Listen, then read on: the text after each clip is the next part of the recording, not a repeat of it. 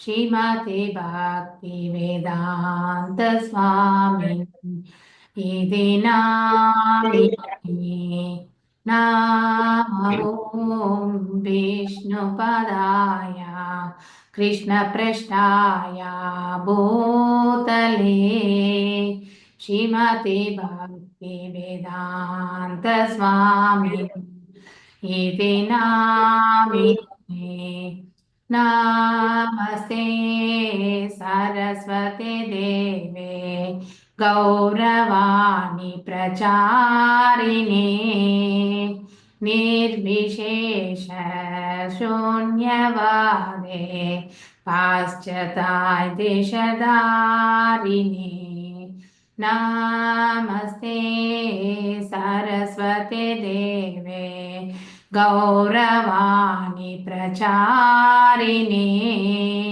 निर्विशेष शून्यवादे पाश्चात्य देशधारिणे जय श्री कृष्ण चैतन्य प्रभो Nityananda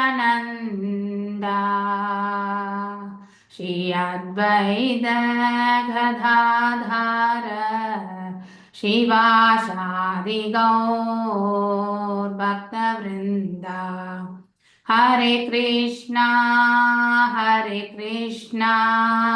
Krishna Krishna Hare Hare Hare Rama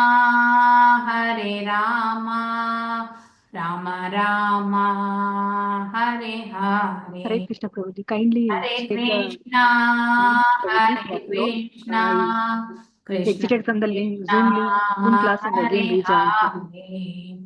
Hare Hare Ram Ram Ram Hare Hare. Fine, Prabhuji. All right. Thank you, Mataji. Jai Shri Shri Radha Govinda Ji, Shri Shri Gaurnita, Srila Prabhupada Guru Maharaj Ji ki Jai. Hare Krishna. What was the query, Reena Mataji? Hare Prabhuji, Krishna. Hare Krishna Prabhuji, pranams Prabhuji. I need the link to upload, Prabhuji. Yes. So we can hold on for the kirtan to get over, right? Okay, fine. Prabhuji. I was in mute, Prabhuji. I was not knowing. Okay. Hare Krishna. All right. So we'll share in the end. Is that okay, Mataji?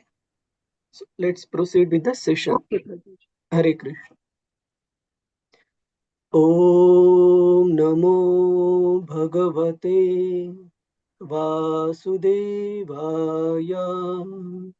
Om Namo Bhagavate Vasudevaya. Om Namo Bhagavate Vasudevaya. Narayanam Namaskritya Naram Chaiva Narottamam Devim Saraswatim Vyasam Tato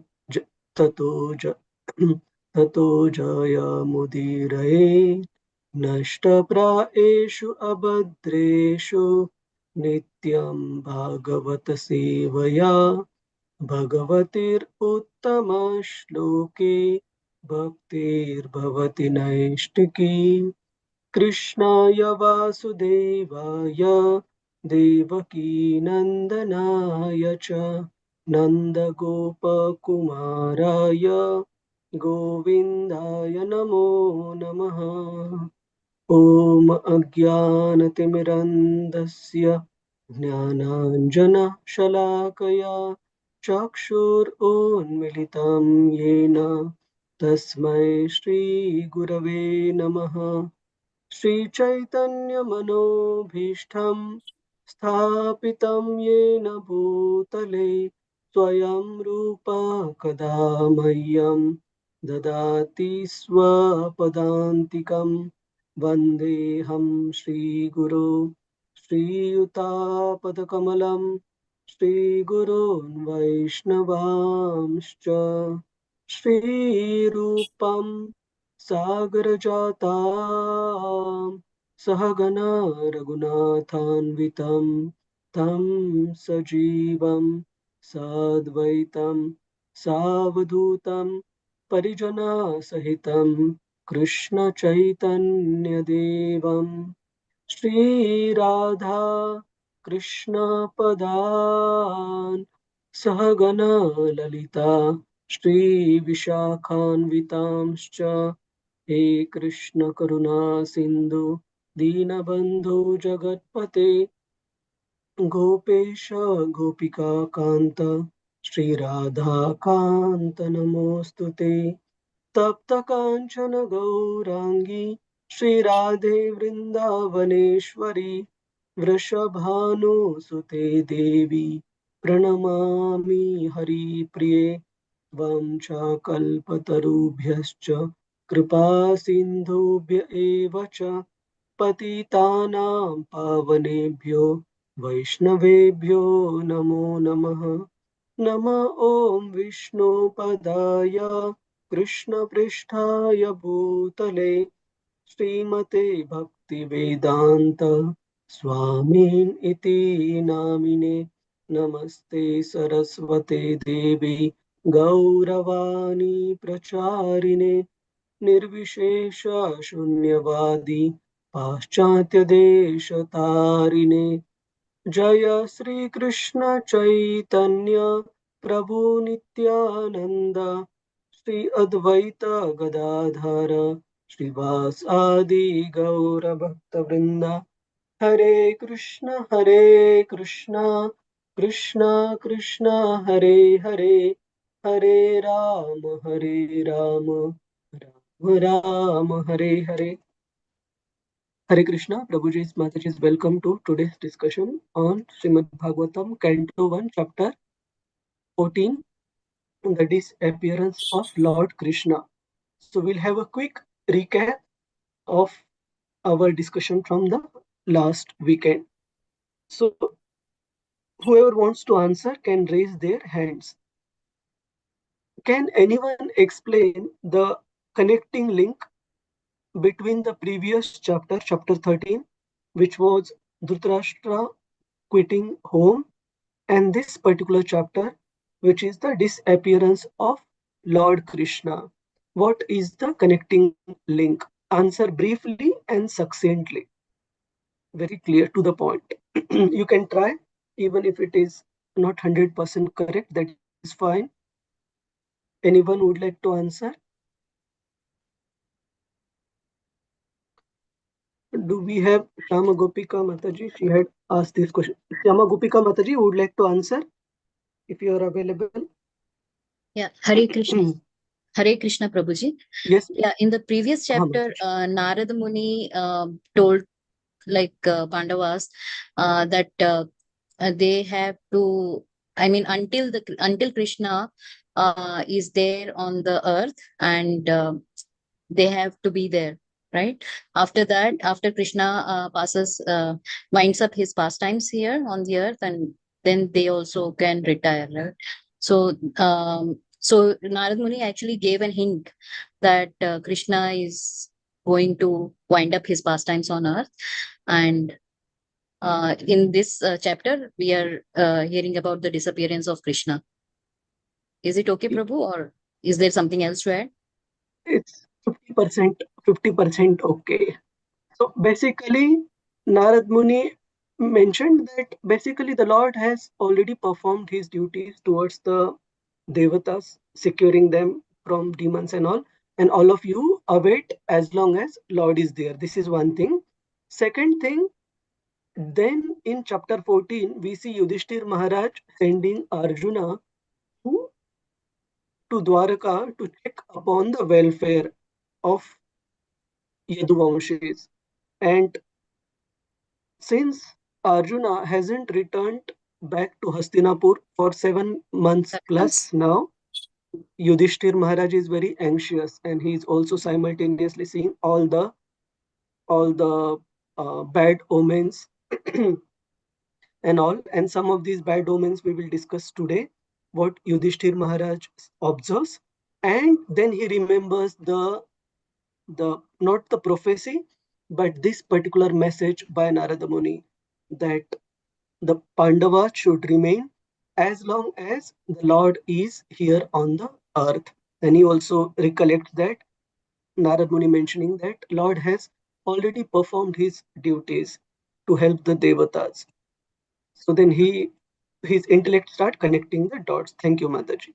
Any other point? So let me ask, any other point that we discussed previous discussion? Hare Krishna, Ratnanga Mataji, Hare Krishna. Hare Krishna, Prabhu. The connection between the previous chapter and this indicates the end of Yuga, Prabhu. Dwapar Yuga and the starting of Kali Yuga is going to come. So this is just a junctional between the both. Lord Krishna leaves, the actual signs and symptoms of Kali Yuga will begin. Yes, and what were some of the symptoms that Yudhishthir Maharaj observed that we discussed? Of the Prabhu, movements, in the form of various animals crying, and at the same time, the Arjuna's expression when he comes back from the Arjuna Dwaraka. has not yet come back. He has Okay. not yet come back. It will happen in text 21 onwards. Okay? Okay, Thank you. Prabhu. Thank you, Mataji. Hare Krishna. Lalita Vinodini Mataji. Hare Krishna, Prabhuji. Hare Krishna. I think in chapter 13, Vidura is advising Dhritarashtra Maharaja how to transcend the three modes. He is in that, how to transcend the three modes to get liberated. And in the fourth chapter, I think it is because Lord is leaving the his physical form. So it is like, how to go to his abode, like how to get liberated. So that may be the different, the connecting. First, he's asking, Vidura is asking Dhritarashtra Maharaja to transcend the modes to get liberated. And in, I think, the 14th chapter shows about the liberation itself. How to. Yeah, but 14th chapter, we see it talks mainly about the emotions of the devotees anticipating Lord's departure. Basically, how they were completely despondent, dejected. Okay? Okay. So the answer is what was mentioned earlier by Shama Gopika Mataji. But specifically, we are asking if there are any other points devotees do recollect from our last discussion. Maybe we'll have one more devotee, one or two more devotees. Gunavati Jayashree Mataji, Hare Krishna. Hare Krishna, Prabhuji. Prabhuji, you also mentioned about the effect of Lord Krishna's leaving the earth. Like that is more covered in this disappearance of Lord Krishna. Like what effect it had on all the people, and also we see that Yudhishthira Maharaj is, like how Parikshit Maharaj, like why he was in the. Why he became a king, the linking between when Yudhishthira Maharaj was ruling the kingdom, but still now we are going to see the how Parikshit Maharaj was became a king. So the connecting between the two things, like when Yudhishthira Maharaj was already a king, then how Parikshit Maharaj became a king, like what was the reason for Yudhishthira Maharaj? Yeah. So the backdrop of Parikshit Maharaj becoming the king. Basically, all this description is to set the backdrop for Parikshit Maharaj's ascendance to being the sovereign king and subsequently his activities, which was part of the question asked by the Naimisharanya sages. Murli Prabhu, you want to add anything? Hare Krishna, Prabhu. Hare Krishna, yes, Murli Prabhu. Last week we also discussed the mood of the devotees, Prabhu. Yeah? That was Yudhishthira Maharaj, wherein he has said that whatever is this we are enjoying on this earth is because of Krishna. Yeah, Yes. and then he's also the bad omens which is around his body and nature. That is what he's observing. Okay, his left arm starts twitching, left side of the body starts twitching.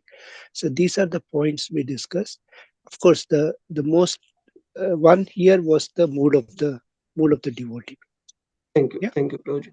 Specifically talking about Yudhishthira Maharaj's gratitude towards Lord Krishna, Prabhupada mentioned that every successful man should have gratitude for Lord Krishna, that nobody is successful just by his or her own endeavor. And to support this argument, Prabhupada mentions if that was the case, then no serious patient would die when the physicians or expert physicians are trying. Despite their best effort, people do die as well.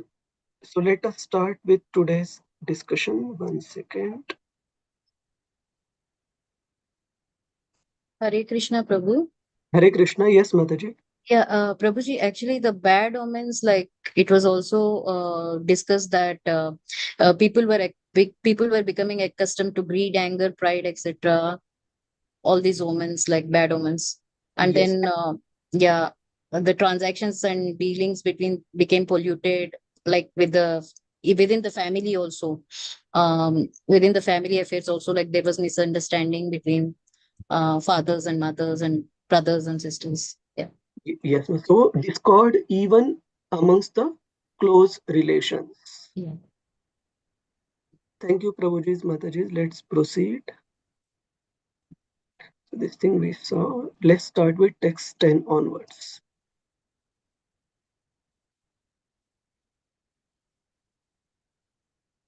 So coming few verses are going to be the different omens seen by Yudhishthir Maharaj in terms of the earth, in terms of the atmosphere, in terms of other animals, so on and so forth.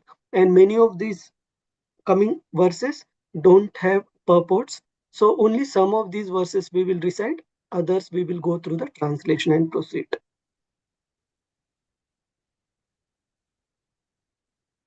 All right, so let's recite text 10.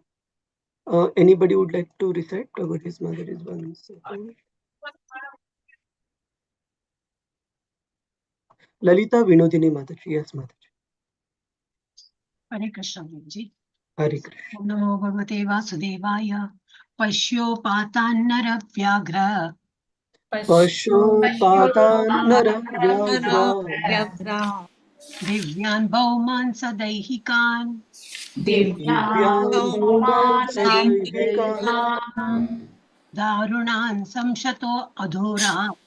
Darunan Samsato Adhura Bhayam no Buddhi Mohanam. Bhayam no Buddhi Mohanam. Translation. Translation by Divine Srila Prabhupada. Srila Prabhupada ki jai. Just see, O man, with a tiger strength, how many miseries due to celestial influences, earthly reaction. Hare Krishna. 1 second. Mobile କେବେ ଦେଖଉଛି arriving 28 September ତ ଗଲା mobile ତ କିଛି ଦେଖଉନି ସେ କିଛି phone କରିନି I'm muting Prabhu. Go ahead. Yeah, Yeah, request earthly all reactions involve- devotees. Yeah, Mataji, please go ahead.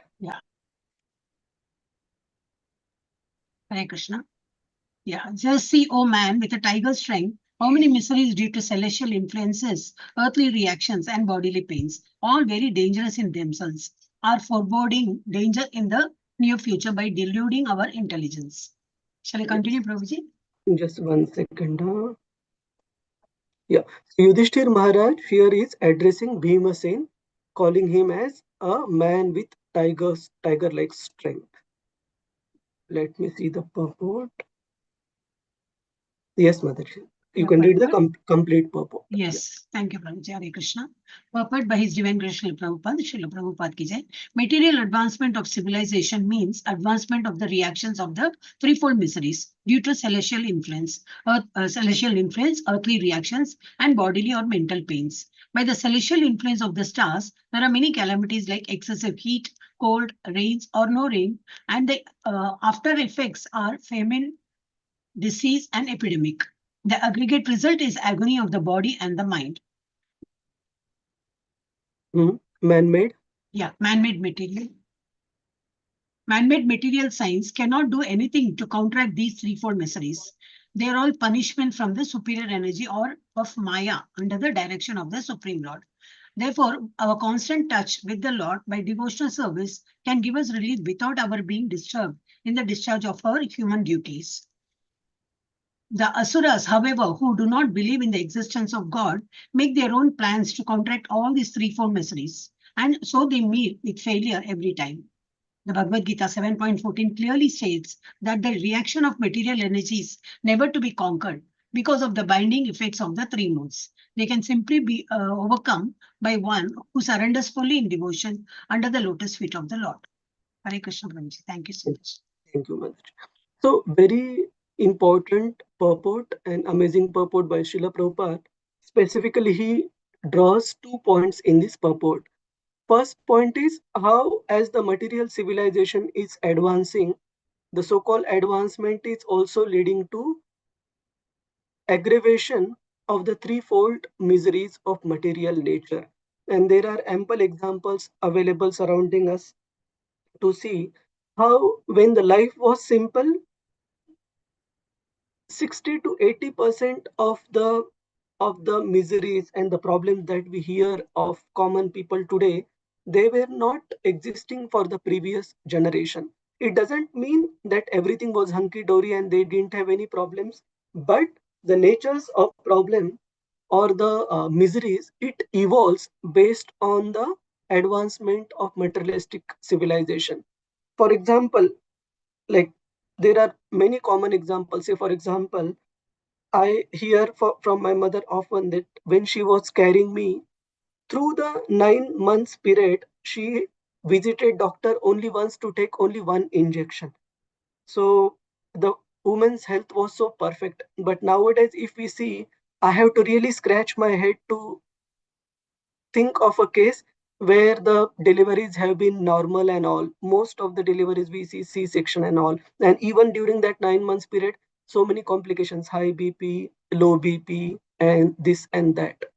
Similarly, we see that in the modern contemporary world where the jobs are mostly sitting jobs, office jobs and all, people even at the young age, they have problems like backache, sugar, low BP, high BP, and everything. And recently, while I was in Pune, I was asking one of the rickshaw drivers, seeing the conditions of the roads, potholes, and all, that don't you get backache like whole day you are riding this vehicle, and it must be very painful. And he was laughing, saying that he was taking it very lightly. That yes, it causes discomfort, but what to do? It's our living. So I was thinking how, because the facilities available to these people are limited, Lord is also taking care of them, making sure that they don't have the discomforts and the miseries or the problems which probably people who are better off they are having. Why?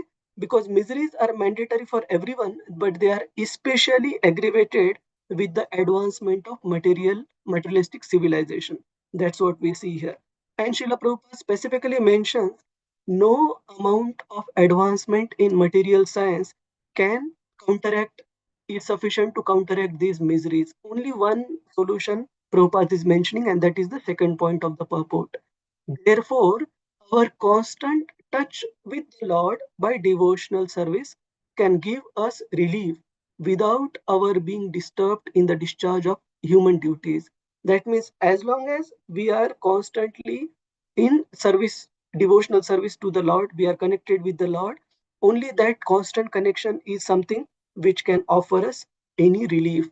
And in this regard, we see the famous verse from Bhagavad Gita, which I had taken, but I think I missed it. 7:14. Daivihi Esha Gunamai Mama Maya Duratya. That Krishna himself mentions in Bhagavad Gita that his material energy is very difficult, Duratya, very difficult to overcome.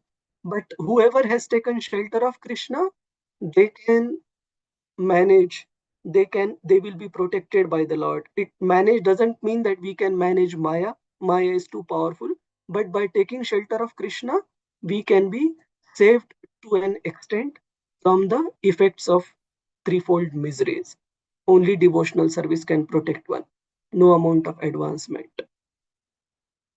Do all of you agree? Prabhujis, Matajis, anybody would like to share any thought in this regard? Hare Krishna. Like, also recently there was a contemporary case of a young lady in her mid 20s who passed away due to work stress. in Pune, working in a strategy consulting and all. So all these problems were totally unheard of in the previous generations. Like when my father was working as a professor in a government college, I never remember hearing him of work stress throughout. But of course, thing is that these problems are not coming on their own. Even their expectations from life were very simple, and whatever Lord was providing, they were happy. But modern generation is, they want a very attractive outcome. Of course, that doesn't mean to say that work stress is okay. Definitely these problems are real, but they are also caused by the higher expectations from material expectations from life. Devika Mataji, Hare Krishna. Hare Krishna, Prabhu. Yes, Mataji. No, I want to read the shloka, Prabhu. Recite. Okay, Yeah. fine. Gunavati Mataji, you wanted to share something? Yes, Prabhuji. Recently, regarding the same incident, there was a statement, and which also applies to Bhagavatam, that we should take up a job as per our nature. Like we should not take up like the stressful jobs and all. Like if we are not able to take the stress, we should not go into such an occupation. So we should take up a duty which is also mentioned in Bhagavatam. So as per the nature of thing, we should either take up the preferred job. Yes, and we also learned as part of nectar of instruction that endeavoring too hard for something which is materially very, very difficult to achieve is also one of the things which is not so favorable for devotional service. So, as a devotee, practicing devotee, we have to be careful. So, of course, we don't want to condone that type of work culture, but as a devotee, we should definitely know what is priority for us and not be a part of rat race. So let's proceed. Just 1 second. So Devika Mataji, you can recite text 11. Yes, Prabhu. Thank you. Hare Krishna. Shloka 11. Urvakshi bahuho mayhem. Urvakshi bahuho Puranti anga punaha punaha. Spuranti anga punah punah Vepato Vepatoshchapi hrudaye.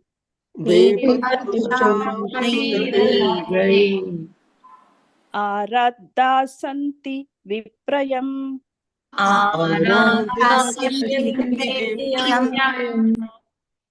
Translation. The left side of my body, my thighs, arms, and eyes are all quivering again and again.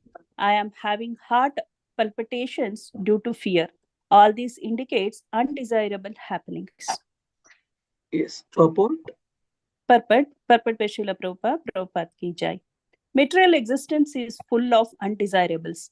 Things we do not want are forced upon us by some superior energy, and we do not see that these undesirables are under the grip of the three modes of material nature. Should I continue, Prabhu? We'll take a pause here. Yes. So sometimes after coming to devotional service, our expectations are that since we have become a devotee, that means the laws of material nature, including the undesirable happenings and the miseries, that won't come upon us as a devotee. But this is not true. As we will see in the later part of Canto 1, even the departure of the Pandavas, it is not something like, okay, the five Pandavas, mother and wife, Draupadi, Subhadra, they are all together, and the Vaikuntha plane has come, and they just need to depart from this world, leaving their bodies. Not at all. Even to read about that is very, very painful. Similarly, we also see great personalities like Bhishmadev, for example. Before Bhishmadev got darshan of Lord Krishna and was able to, Hare Krishna, all the co-host Prabhuji's Matajis, please take care of the background sound. So even somebody, Mahajana like Bhishmadev, he's passing away. He waited for few months after the battle of Kurukshetra was over for the Lord to come, give his darshan, for the sun to enter Uttarayan, and then leave his body, taking darshan of the Lord. So the point is, similarly, if we also see the video of final days of Srila Prabhupada, we see that Prabhupada had stopped consuming food first, and then subsequently even liquid he stopped consuming, and the body had become completely emaciated. So the point is, living this material world is no joke for anyone, whether we are a devotee or we are a non-devotee.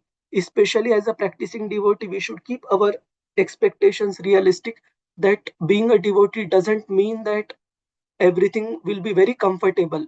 There will still be discomfort, even as a devotee, while leaving the body, getting old and leaving the body.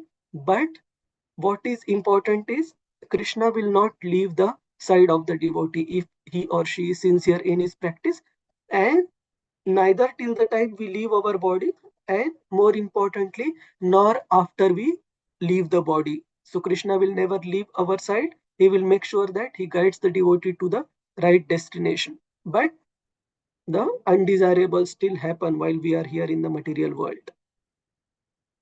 You take passing away of any great person, even Dhritarashtra, Gandhari, it is not that their departure was very uh, desirable or painless.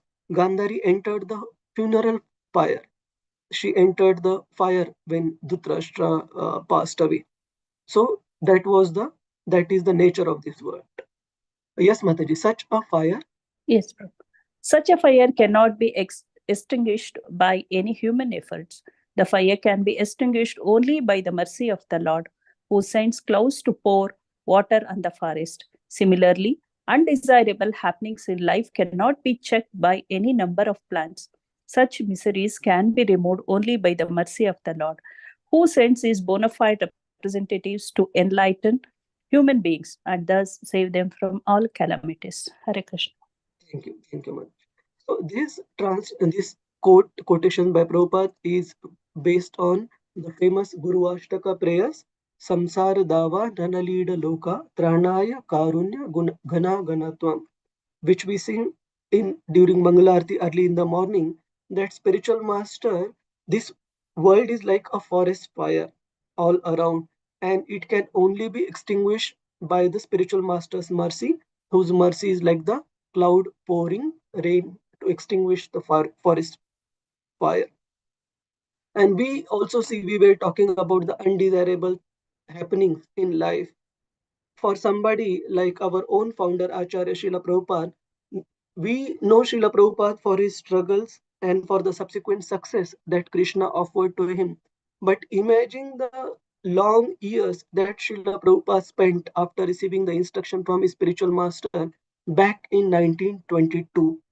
And after that, although he wanted to devote his time and energy significantly to support the mission of his spiritual master, because of his business commitments, Prabhupada needed to walk a fine balance between managing his responsibilities as the householder and helping Gaudiya Math.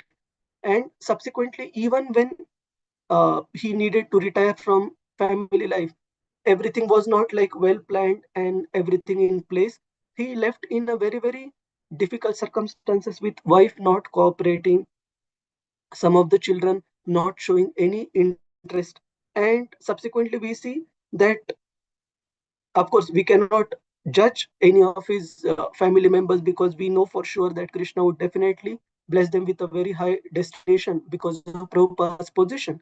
But the matter of fact, none of his children took to Krishna consciousness the way based on the legacy of their father. In fact, some of those children created legal issues even for ISKCON as the moment. So point is, even in the life of a pure devotee, before he took up sannyas order, or even after his passing away, not everything was very comfortable. Undesirable happenings are part and parcel of life, whether we are a ordinary simple devotee or even if we are a Paramahamsa. Even if you read the life history of great acharyas in our disciplic line, like Gaur Kishore Das Babaji Maharaj. Gaur Kishore Das Babaji Maharaj left to Vrindavan in a very peculiar circumstances, with family not cooperating and all. So these difficulties are definitely there. Let's proceed. Anybody would like to share anything, Prabhuji's, Mataji's, in this regard? We have many senior devotees who have seen life much more closer, including P.S. Murthy Prabhu, including K.K. Mukherjee Prabhuji, Prema Priya, Jayashree Mataji, and so on and so forth. Prema Priya Mataji, would you like to share anything on this? Yes, Prabhuji.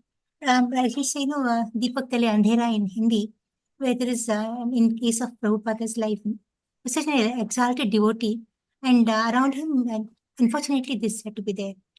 And of course, ultimately, all happened for the good only, but then what happened was not really right. His Yeah, immediate children not following him. Thank you, ma'am. So struggle is definitely there. I just can't imagine a personality like Prabhupada chanting his round sitting on the staircase. You can imagine like what determination and patience it takes. We have all facilities, still we don't feel like chanting that attentively. But Prabhupada endured through this decades after decades. We'll proceed. Who wants to read? We will just continue with the translation for some of the verses. Prema Priya Jayashree Mataji. Hare Krishna. Only translation, Prabhuji? Yes. I'll ask you to recite a verse when we proceed subsequently. Okay. Yeah. Translation. O Bhimasena, tiger amongst men.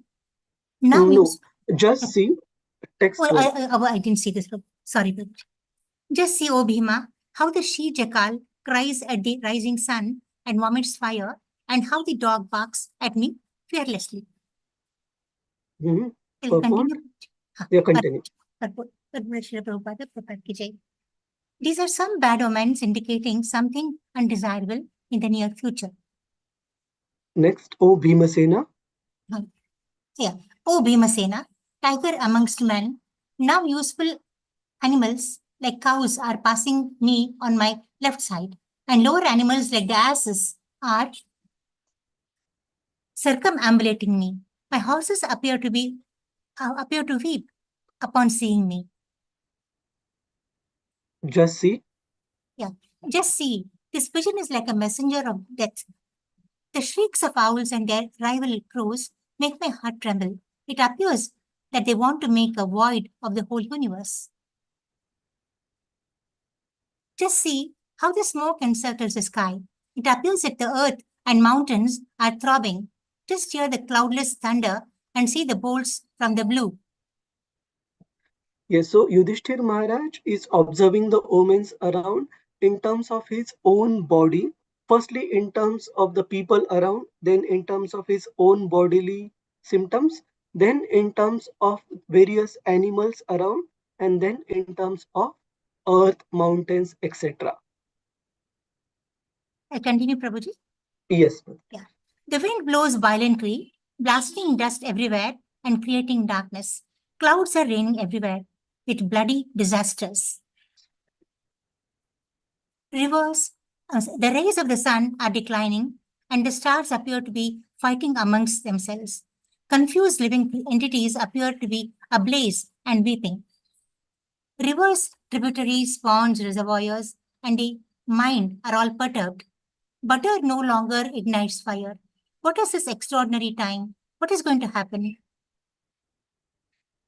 The calves do not suck the teats of the cows.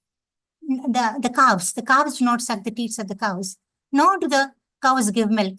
They are standing, crying, tears in their eyes, and the bulls take no pleasure in the pasturing grounds. The deities seem to be crying in the temple, lamenting and perspiring. They seem about to leave. All the cities, villages, towns, gardens, mines, and hermitages are now devoid of beauty and bereft of all happiness. I do not know what sort of calamities are now awaiting us. Thank you. Thank you, Mataji. Thank you, Prabhuji. So one more point we saw about the undesirable happenings in the life of even great souls. Everybody would need to face it.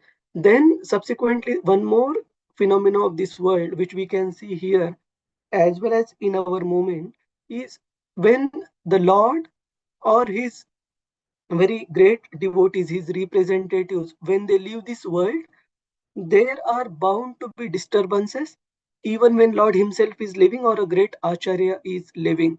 Like when Srila Prabhupada left the movement, it did take some time for the devotees to again regroup and drive this movement forward.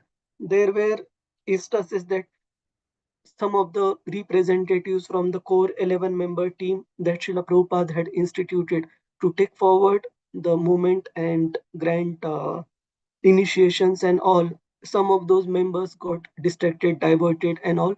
So point is, when a great personality leaves, it is the nature of the material world that things will get disturbed and there will be major disruptions, not small disruptions. And same thing we are also seeing in the case here, when Yudhishthir Maharaj his intellect is understanding all these bad omens happening around, probably due to Lord Krishna leaving this planet. So that will come through. And this text we will recite now. Once. Yes. Prema Priya Mataji, please recite this. This is text 21. So, yes, Mata.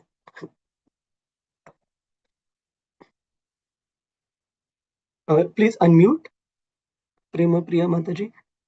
If Mataji is not available, then I'm there, Prabhuji, I'm there. okay. It was muted. Manya etairmahot pater Manya etairmahot nunam bhagavatah padaihi Nunam Bhagavata anya purusha shribhir Ananya Purusha Shrivir hina bhurhata saubhaga. Thank you, Prabhuji. Translation. I think that all these earthly disturbances indicate some greater loss to the good fortune of the world. The world was fortunate to have been marked with the footprints of the lotus feet of the Lord.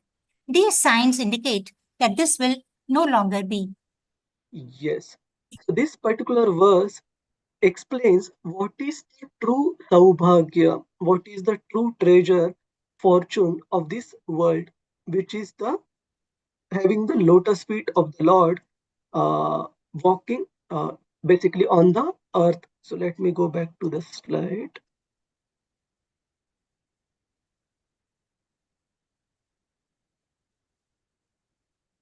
Yes. So this particular wealth of having the Lord's lotus feet walk over the surface of the earth, there are multiple verses where we do see great personalities like gopis, for example, they also glorifying the fortune of Prajabhumi because of receiving the lotus feet of the Lord. So maybe we will recite these two verses and then see some of the examples of these glorifications. Jagadananda Prabhu and Hare Krishna, Ishwari Murari Priya Mataji. You want to Hare Krishna? Yes, Mataji. Iti Chintayatastasya You can recite this, Mataji. Vrindavanam Sakhi Bhuvo. Vrindavanam Sakhi Bhuvo Vitanoti Kirtim Vrindavanam Sakhi Vitanoti Kirtim Devaki Sutapada Puja Labdha Lakshmi Ambuja Lakshmi Govinda Venu Hanuma Mayuratyam Govinda Venu Hanumantam Prekshadri Sanva Avaratanya Samastatvam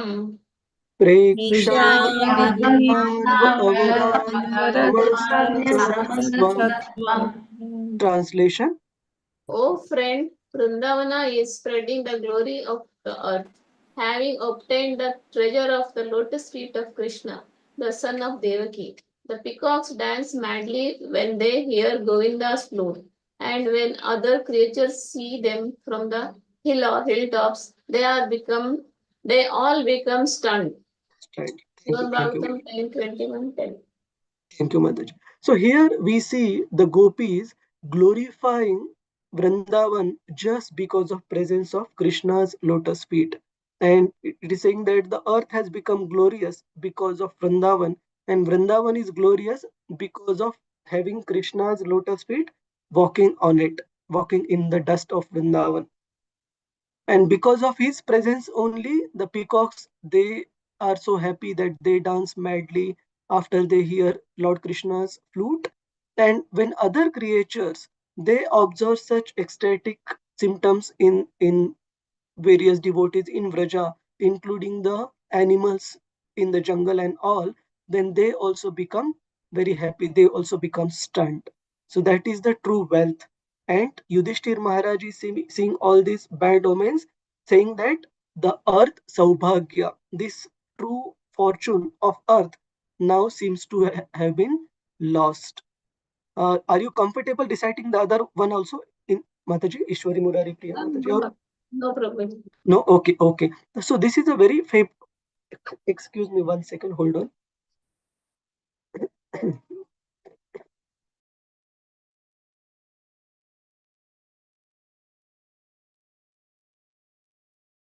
Okay, Gita Mataji, Hare Krishna.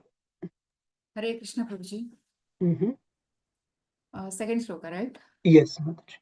Kava saheta viraham purushottamasya Kava sahet Viraham Purushottamasya premavalokaruchira smitavalgujalpayah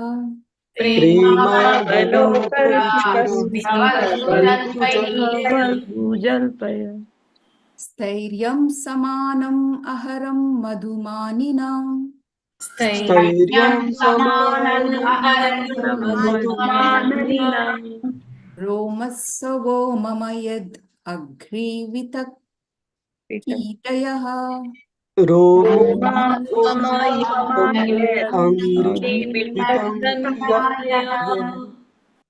Translation. Who therefore can tolerate the pangs of separation from that supreme personality of Godhead? He could conquer the gravity and passionate wrath of his sweethearts like Satyabhama by his sweet smile of love, pleasing glance, and hearty appeals. When he traversed my earth's surface, I would be immersed in the dust of his lotus feet and thus would be sumptuously covered with grass, with appeared like hair standing on me out of pleasure. SP 1.16.35. Thank you, Mataji. So here in this particular verse, earth itself is expressing gratitude for Lord Krishna having walked on her surface, saying Romotsava. Roma means the hairs on the body and Utsava means the festival. So the touch of Lord Krishna's lotus feet on the surface of the earth, it was like the festival for the earth with her hair standing on end in the form of the grass. So all these, and on the right hand side there is a famous Vaishnava song by Srila Bhaktivinoda Thakur, where he glorifies the lotus feet of the Lord. That he basically gives various comparisons how great devotees like Brahma, Narada, they also meditate on these lotus feet, and these lotus feet are held on the head and on their chest by the goddesses of fortune, who meditate many long period of time to receive favor of Lord Krishna. And then in the end he concludes that this is the only thing that I want to aspire for, that I want to go after and pursue in my life. It's a very beautiful Vaishnava song. All of you can look at it at your leisure. So basically, the true treasure of this world is are the lotus feet of Lord Krishna. And in the verse, Yudhishthir Maharaj is saying, Hina bhur hata saubhaga, that these omens, bad omens that are all around him, indicate that probably this particular good fortune of the world and of Mother Earth has been now taken away.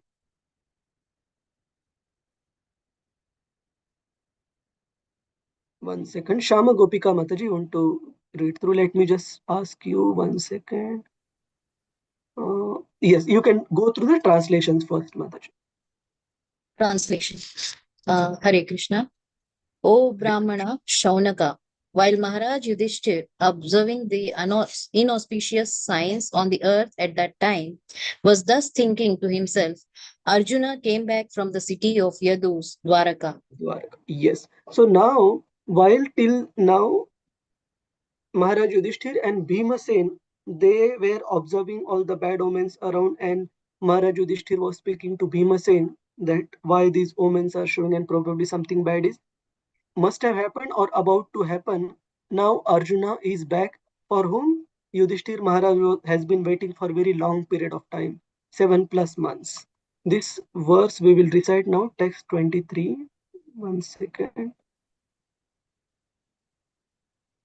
Yes, and what was Arjuna's state is mentioned in this verse, text 23. Yes, Mataji.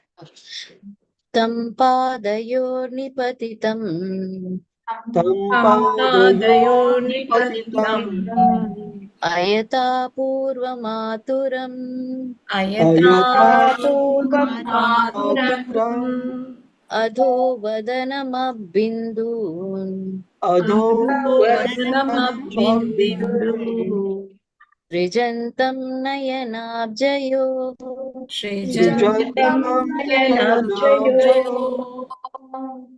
So here Arjuna is described as, although he was in a completely dejected state, aturam, he was he was completely dejected. Even in that state, he was offering his respects to his elder brother and the king Maharaj Yudhishthira. Adho vandanam abindun. Bindun means drops. Srujantam nayanam nayanab jayoho.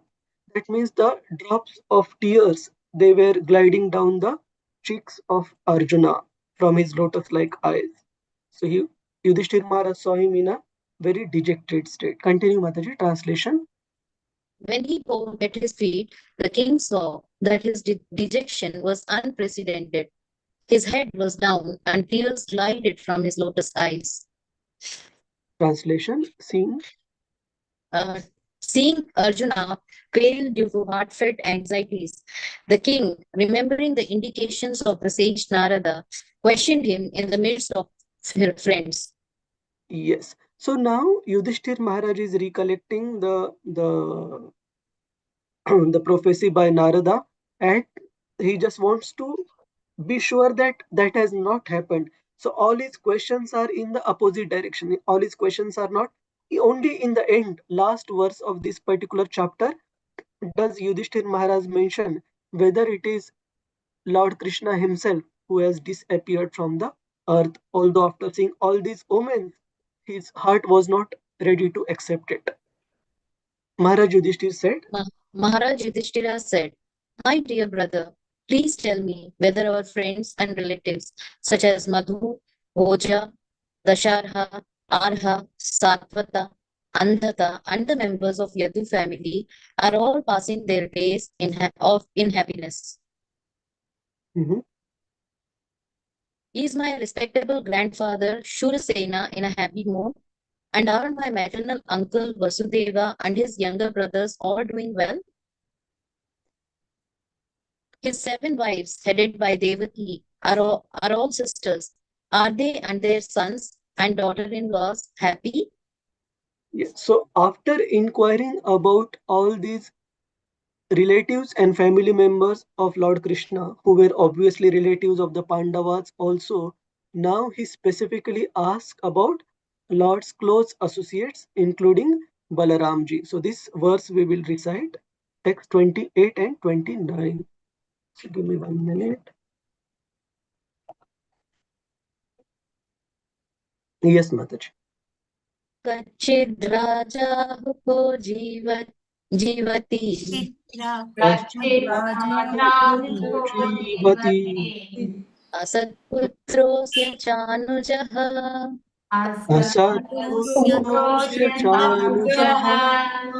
हृदिकः ससुतो पुरो हृदीक ससुतो जयन्त गदसारणाः जयन्तगदसारणाः आसते कुशलं कच्चित् आसते कुशलं कच्चित् ये च शत्रुजिदादयः ये च शत्रुजिदादयः कच्चिद् आस्ते सुखं रामो कच्चित् आस्ते सुखं रामो भगवान् सात्वतां प्रभुः भगवान् सात्वतां प्रभुः. So in this verse, Yudhishthir Maharaj is specifically asking about Balaramji, referring to him as Bhagavan, as the master of the devotees. Satvata means devotees, Prabhu means master. Translation. Our Ugrasena, whose son was the mischievous Kamsa, and his younger brother still living, are Hridika and his son Kritavarma happy? Are Akrura, Jayanta, Gada, Sarana, Shatrujit all happy?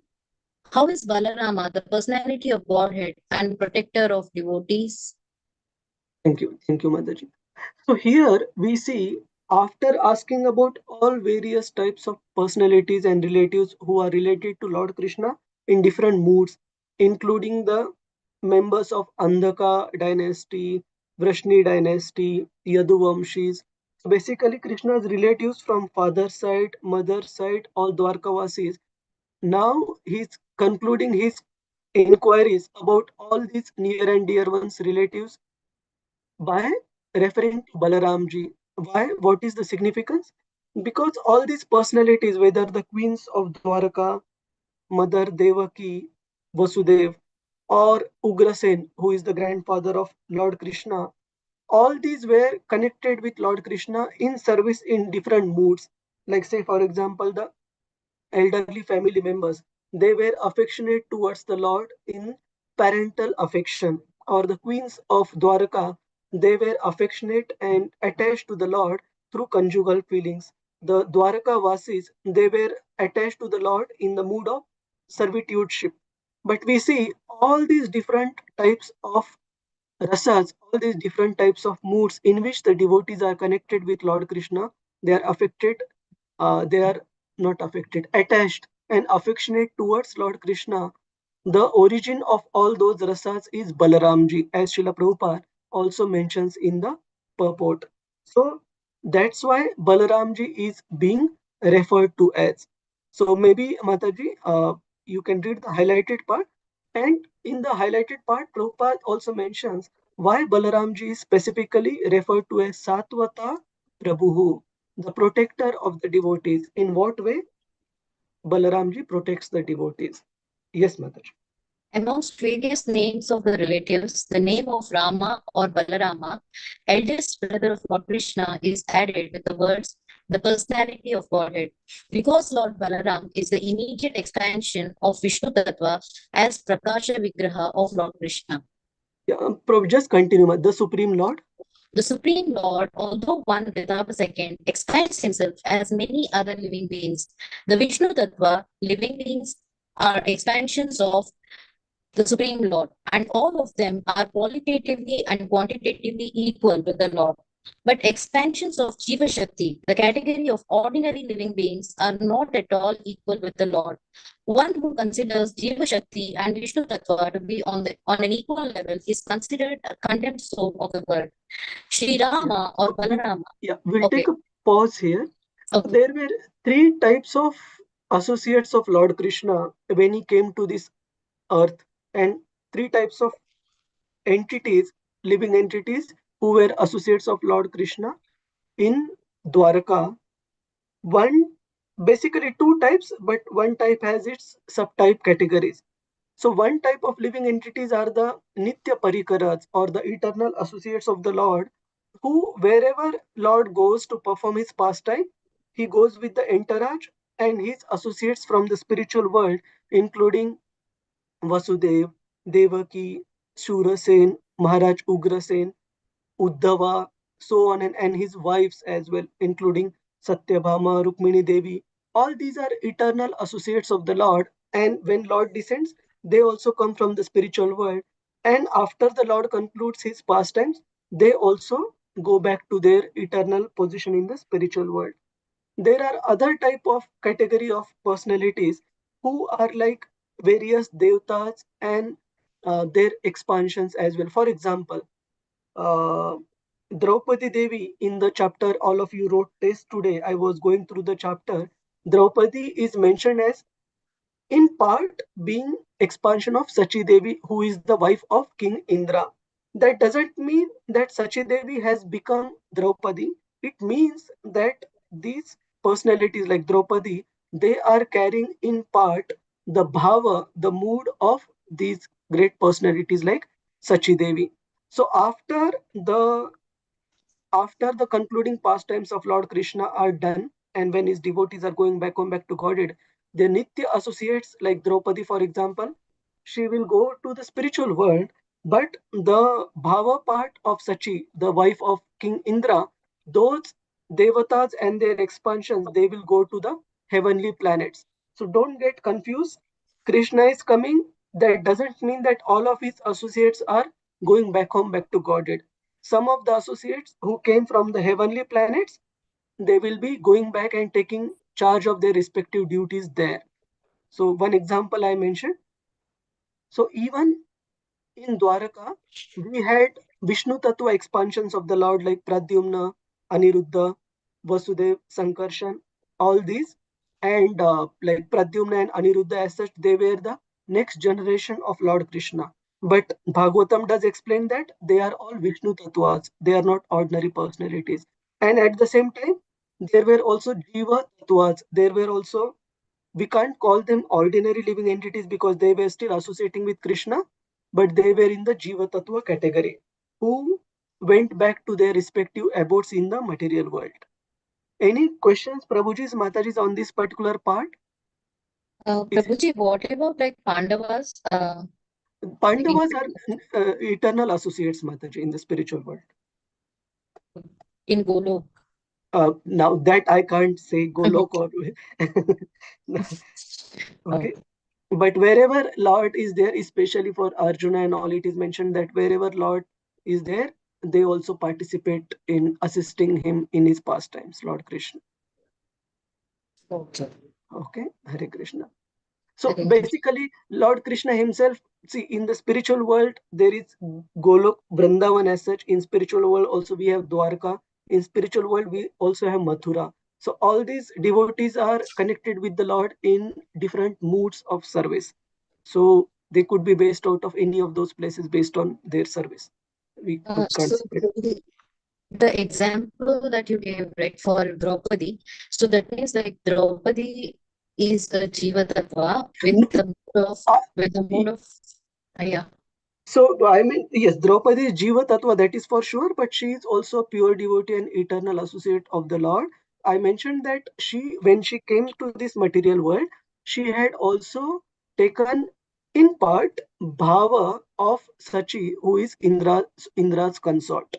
Okay, so that particular part of Draupadi would be going back to Indra Sachi Devi, Indra's consort. But Draupadi is also a pure devotee of the Lord, so she also is based eternally out of spiritual world. So more than one personality can come together to form one personality in the material world.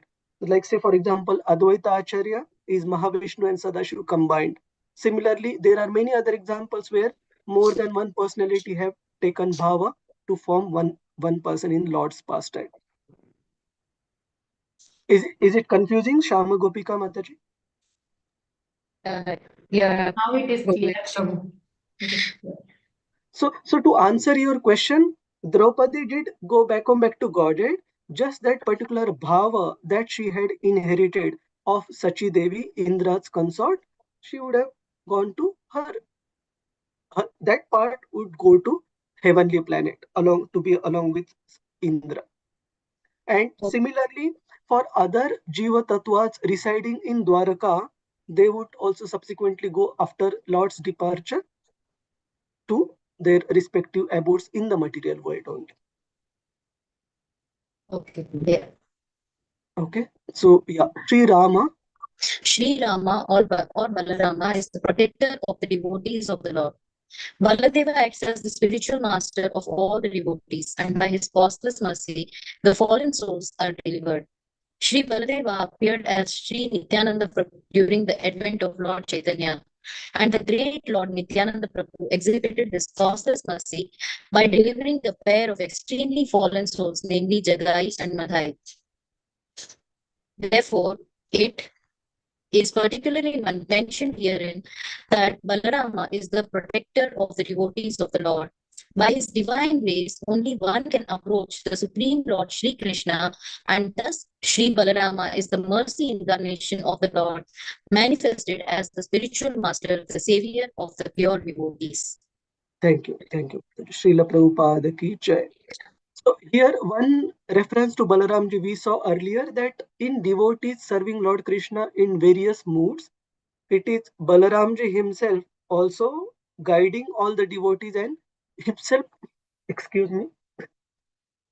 himself also participating in Lord's service in all 5 types of rasas, and as his expansion as the spiritual master, Balaramji is also engaging all the devotees in the service of the Lord based on their proclivities and all.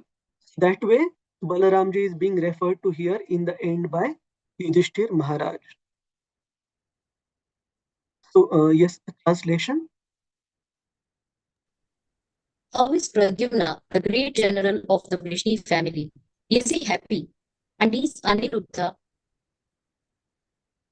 the plenary expansion of personality of Godhead, faring well? Yes. So, as we mentioned, all these are Vishnu Tattvas, which are expansions of Lord Krishna. Although in Dwaraka Lila, they were the sons. Like Pradyumna, if I am not wrong, was Lord Krishna's son with Rukmini Devi. Is it correct, Prabhuji's Mataji? Who was Yes. Rukmini Devi? Similarly, but they are eternally in Vaikuntha Loka, they are the Vishnu Tattvas, expansions of the Lord. Here Prabhupada writes, at Dwaraka, Lord Vasudev engaged in his transcendental pastimes along with his plenary expansions, namely Sankarshan, Pradyumna and Aniruddha. And therefore, each and every one of them can be addressed as the personality of Godhead, as it is mentioned in connection with the name Aniruddha. So though they were family relatives, but in essence they were Supreme Lord themselves in expanded forms. Now, Reena Mataji, you can continue. So I think this verse also we will recite. Just give me 1 minute.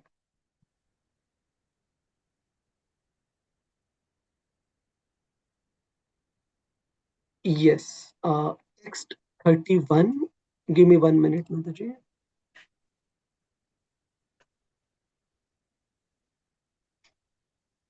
Yes, Mataji. Hare Krishna. Sushena charu deshnascha sambo jambavati sutaha. Sushena Charu Deshna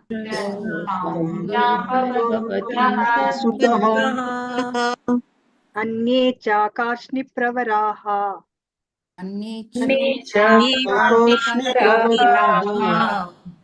Suputra rushabhadayaha.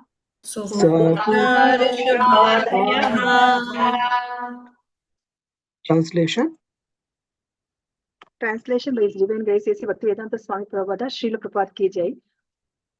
Are all the chieftain sons of Lord Krishna, such as Sushena, Charudeshna, Samba, the son of Jambavati, and Rishabha, along with their sons, all doing well?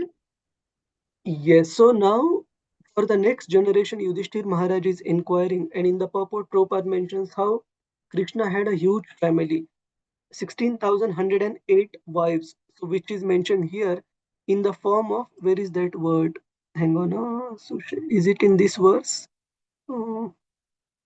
Where the number of wives of Lord Krishna are mentioned in the word format, maybe in the next. Hang on. Okay, once that verse is visible, I'll let you know. But out of the 16,108 wives, each wife Krishna bore 10 sons, and it is mentioned each of those 10 sons further had 10 sons each. That means 16,108 into 10 into 10. So it comes to around 1.61 million family members of Lord Krishna. And Prabhupada mentions in the purport that because Krishna is the Supreme Personality of Godhead, for him it is not astonishing to have so many family members. You can read the highlighted part, Mataji. It is not astonishing that the Lord maintained a visible family consisting of so many members. It is better to refrain from comparing the Lord's position to ours, and it becomes a simple truth as soon as we understand at least a particular calculation of the Lord's transcendental position. Hare Krishna. Hare Krishna. And we will also recite, and then here probably we'll go a bit more into details. Give me 1 minute.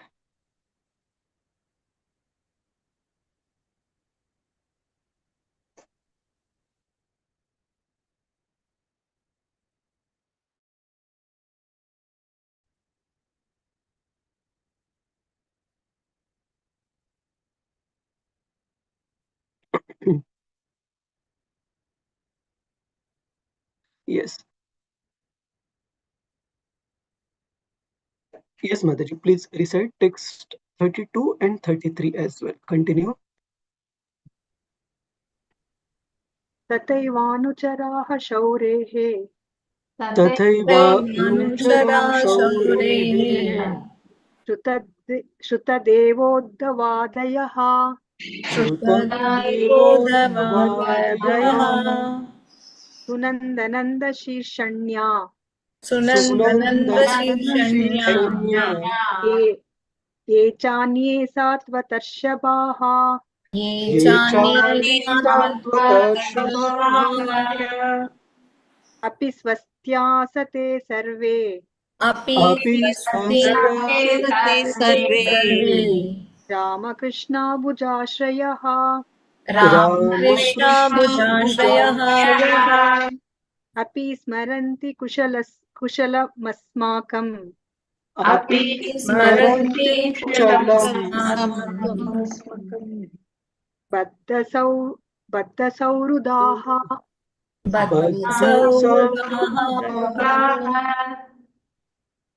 So here it is mentioned for these devotees for whom the list is mentioned, who are always protected by the Bhuja Ashrayaha, by the strong arms of Balaramji and Lord Krishna. You can read the translation, Mataji.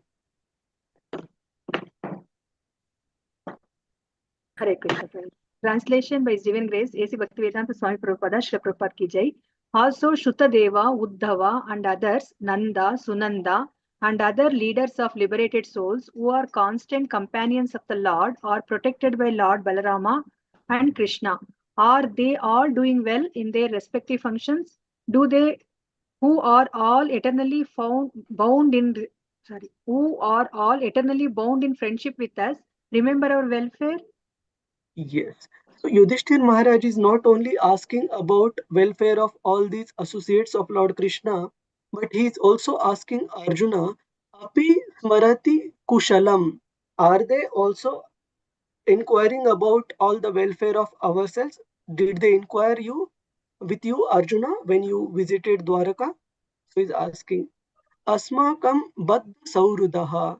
Baddha Saurudaha means heart-to-heart connection, that they are bonded with the Pandavas through the affectionate dealings, through the affectionate connection. So did they also inquire about us, Arjuna? That is what Yudhishthir Maharaj is inquiring. You can read the highlighted part.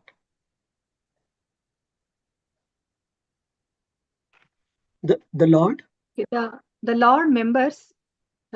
Lord remembers them all, but his associates, although liberated souls, forget due to their being Tatastha Shakti or marginal potency of the Lord.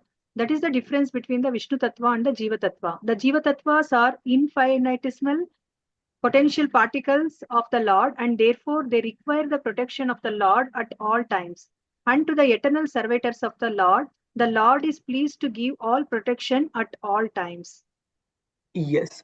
So specifically, this verse describes about the strong arms of Lord Krishna and Balaramji, which protect the devotees. And this protection is specifically offered to all the Jiva Tattva, the devotees of the Lord, who are always under the shelter of the Lord. And Prabhupada explains subsequently, these Jivas, they are like the infinitesimally minute fire particles, which can glow and reflect the effulgence of the fire as long as they stay connected with the fire. But those fire particles, when they give connection with the fire, then they will soon diminish, they will soon bloop. Similarly, this protection of the Lord is available to the devotees who are constantly taking shelter of the Lord. And as soon as devotees leave that protection, leave that shelter of the Lord, they become independent, then they also diminish in their connection.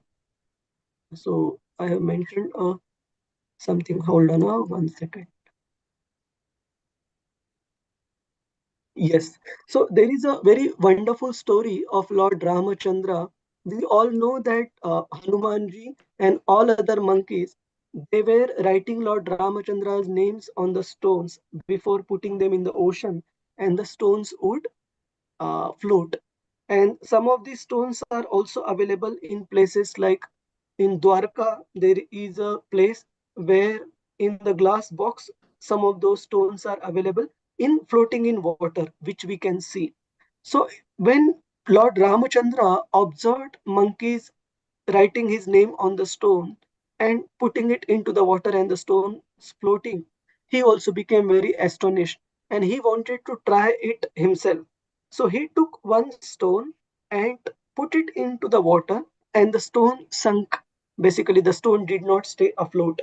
And Lord Ramachandra was stunned and he asked Hanumanji, "My dear Hanuman, when you are writing my name and putting the stones into the water, they are all afloat.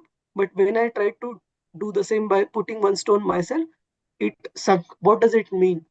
And Hanumanji gave an interpretation. "My dear Lord, it means that that living entity who you take your shelter off, you take your protection off, there is no hope for that living entity. And just like this particular stone, that living entity will also sink deeper into the cycle of birth and death. But when we are taking shelter of you, when we are writing your name on each and every stone, then by your mercy, the stone is afloat. The stone is able to float onto the water. So here also amongst the Jiva Tattvas, Krishna's devotees doesn't mean that none of this will ever fall down. What to speak of? We see the story of Lord Chaitanya Mahaprabhu's own personal servant, Kala Krishna Das. When Chaitanya Mahaprabhu was going on the South India Yatra, his associates including Nityananda Prabhu and Swarup Damodar Goswami and other close associates of the Lord, they requested Chaitanya Mahaprabhu to have at least one assistant with him, and they assigned Kala Krishna Das, who was a brahmachari, as the personal assistant of Lord Chaitanya Mahaprabhu. And it so happened that during the travel to South India, there was a group of nomads who were residing at one particular place called Bhattaharis. So these Bhattaharis, they were attracted and attached to all types of sense gratification, including consuming non-vegetarian food, having illicit relationships in that group and all that. And somehow Kala Krishna Das, despite having the personal association of Lord Chaitanya Mahaprabhu, he got distracted. Not only did he get distracted, he left the company and service of Sri Chaitanya Mahaprabhu and went and joined this nomadic tribe of Bhattaharis and got basically sucked into sense gratificatory activities. And finally, Lord Krishna had to, sorry, not, Lord Chaitanya Mahaprabhu personally went to retrieve Kala Krishna Das from that bad association he had gotten into and save his Krishna consciousness, save him. And finally, when Chaitanya Mahaprabhu came back to Puri, he was not so happy with devotees. He said, look, you gave me a personal servant at your own insistence. I agreed to take Kala Krishna Das because you were very insisting that you should have somebody to assist you and serve you, to take care of your day-to-day needs, because you will be constantly in ecstasy, chanting and dancing. But rather than serving me, I had to personally go out of the way to protect this Kala Krishna Das who failed to sense gratification and the bad association of Bhattaharis. And Chaitanya Mahaprabhu was not very happy. But devotees of the Lord are so compassionate that Kala Krishna Das, obviously he realized his mistake and he was feeling very bad, repenting him leaving the service and association of Chaitanya Mahaprabhu. But devotees of the Lord were so kind that Nityananda Prabhu and devotees sent Kala Krishna Das to Bengal and gave him the service to narrate all the pastimes of Lord Chaitanya Mahaprabhu South India tour to all the devotees from Bengal, including Sachimata and all. So the point is, sometimes in rare scenarios, even the Jiva Tattvas who are serving the Lord, what to speak of serving the Lord, Kala Krishna Das was personally with Lord Krishna himself, with Chaitanya Mahaprabhu. They also sometimes can get distracted. And Bhagavatam mentions that because of the minute independence given to the Jivas, when they become independent, they leave the shelter of the Lord, they also bloom, they also diminish in their potency, like the fire sparks, they diminish after being separated from fire. Any question on this part, Prabhuji's Mataji? So all these points are very important to understand, because many a times our understanding is that once one becomes an associate of Lord Krishna, it is a foolproof thing. Yes, it is a foolproof thing, but that free will is always there. So we have to be very, very careful. Prabhuji's, Mataji's, any questions, comments? All these verses we went through quickly because not much purports and all to discuss. We will see the purports in the end part of this chapter. Prema Priya Mataji, Hare Krishna. Any question? Prabhuji, Hare Krishna. I would Yes, just wanted to know, in the building of the bridge, I mean, for Lanka, actually, see, when Ramachandra himself dropped the stone himself with his own hands, with his own divine hands.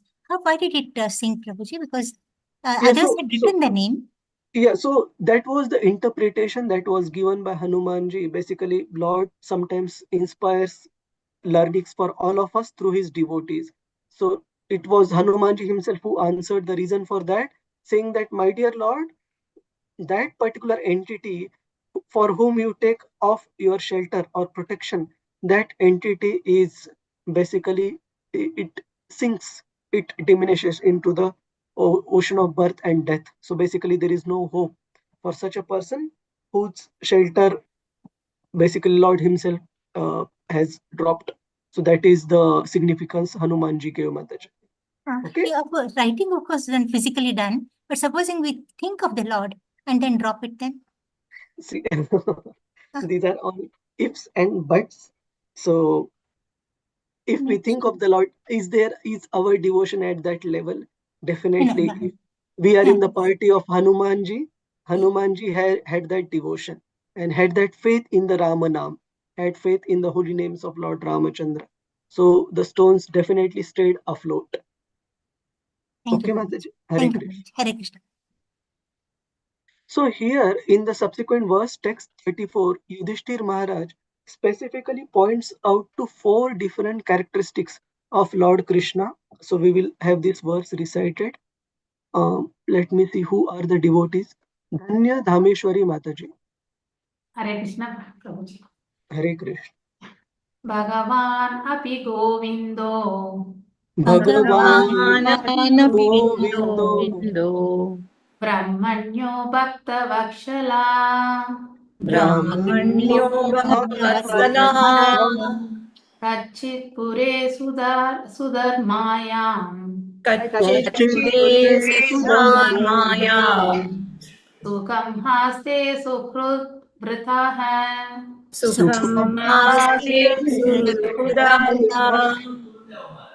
here, Yudhishthir Maharaj, while remembering various qualities of Lord Krishna, including his affection towards the cows, towards the brahmanas, towards the devotees, is also remembering the assembly hall of Dwarka, which was called Sudharma. Kaschit Pure Sudharmayam. Sukham Aste Surut Vrataha. Yes, Mataji, translation. Translation is Lord Krishna, the Supreme Personality of Godhead, who gives pleasure to the cows, the senses, and the brahmanas, who is very affectionate towards his devotees, enjoying the pious assembly at Dwarakapuri, surrounded by friends. Yes. So while in the earlier verses, the welfare of various associates of Lord Krishna was inquired by Yudhishthir Maharaj, in this verse, he is not exactly inquiring about Lord's welfare. What is he asking? Is Lord Krishna enjoying with all his associates in Dwarkapuri? Because that is what normally Lord Krishna is engaged in. And while remembering Krishna, specifically, these are the four specific characteristics of Lord Krishna that Yudhishthir Maharaj is remembering him as Bhagavan, who Prabhupada explains as the master of six opulences, Govindo, that means one who gives pleasure to the cows and the senses, Brahmanyo, one who is very favorably disposed towards the Brahmanas, and Bhaktavatsalaha, one who is very, very affectionate towards the devotees. You can read through the highlighted part, Mataji.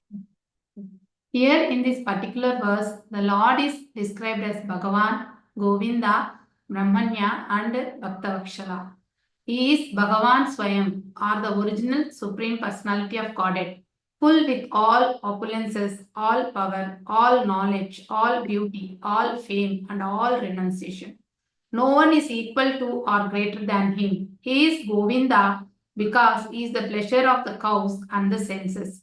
Those who have purified their senses by the devotional service of the Lord can render unto him real service and thereby derive transcendental pleasure out of such purified senses. The Lord is the protector of cows and the Brahminical culture. A society devoid of cow protection and Brahminical culture is not under the direct protection of the Lord, just as the prisoners in the jails are not under the protection of the king, but under the protection of the civil agent of the king. Without cow protection and cultivation of the Brahminical qualities in human society, at least for a section of the members of society, no human civilization can prosper at any length. Yes, thank you, Mataji. So here in the purport, Srila Prabhupada is explaining what does it mean? Like just now, Prema Priya Mataji was asking, what does it mean when Lord leaves somebody? When we don't follow this particular culture, which is very dear to Lord Krishna, including protecting the important members of the society, including the cows and the Brahmanical culture, then we are in a way living the ashraya, the shelter of Lord Krishna. And then our shelter moves from Lord Krishna personally to his material nature, his energies, which act like a severe agent of a king on the prisoners. Yeah, since the Lord is all perfect in himself, there could not be any question of his welfare, and Maharaja Yudhishthira refrained from asking this question. He simply inquired about his residential place, Dwarakapuri, where pious men assemble. The Lord stays only where pious men assemble and takes pleasure in their glorifying the supreme truth. Yes. So specifically about Lord Krishna, it is mentioned that Yudhishthir Maharaj is not asking for his welfare because he knows for sure that he is the Supreme Lord, Krishna is the Supreme Lord, only about his day-to-day interactions with the devotees and whether he is enjoying in their company. That is what is being inquired by Yudhishthir Maharaj. And this particular quality of Lord Krishna, where here in the purport Srila Prabhupada mentions, where is that line? That Lord Krishna satisfies all the senses. Can someone help me find that line? There is a line in the purport where it is mentioned that all our senses become completely satisfied by the mercy of Lord Krishna. Where is that?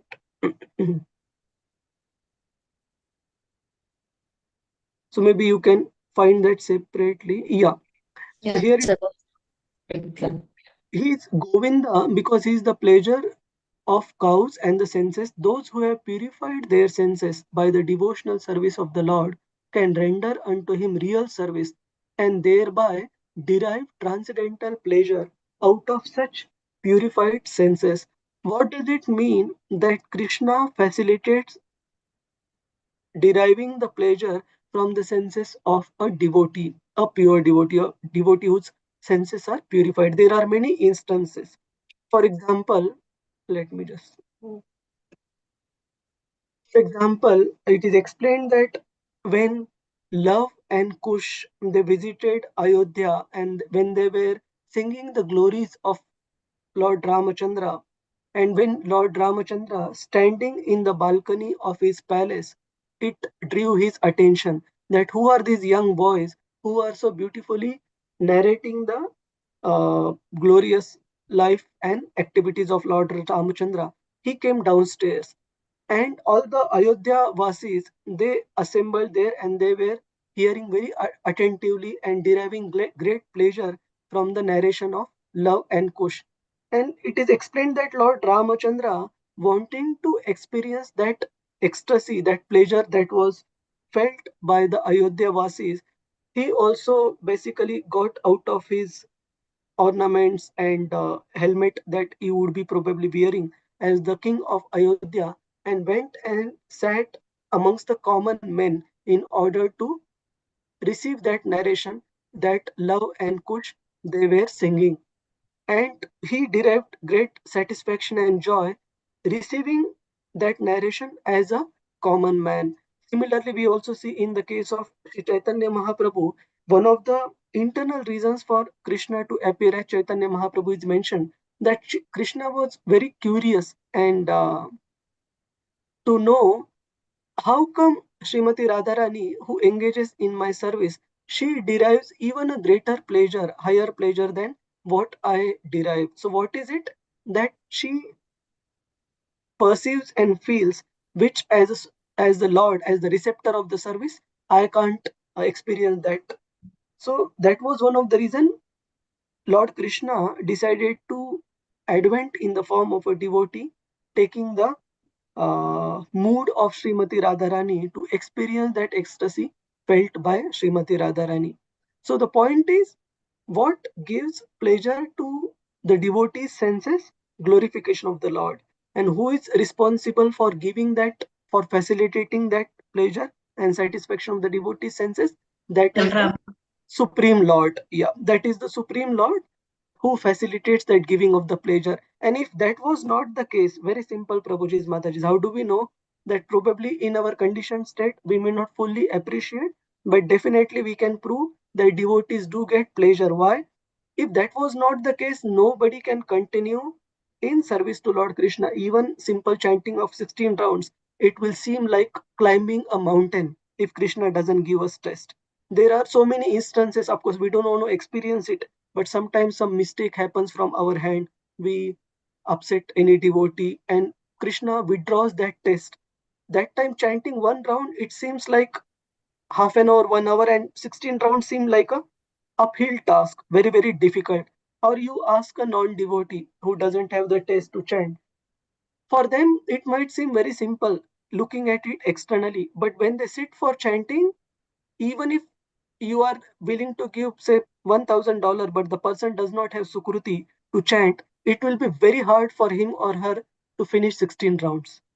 So ultimate conclusion is it is the Supreme Lord ultimately who is giving that satisfaction to the senses, who is giving the test to the devotees, which keeps him or her inspired and motivated to continue in devotional service.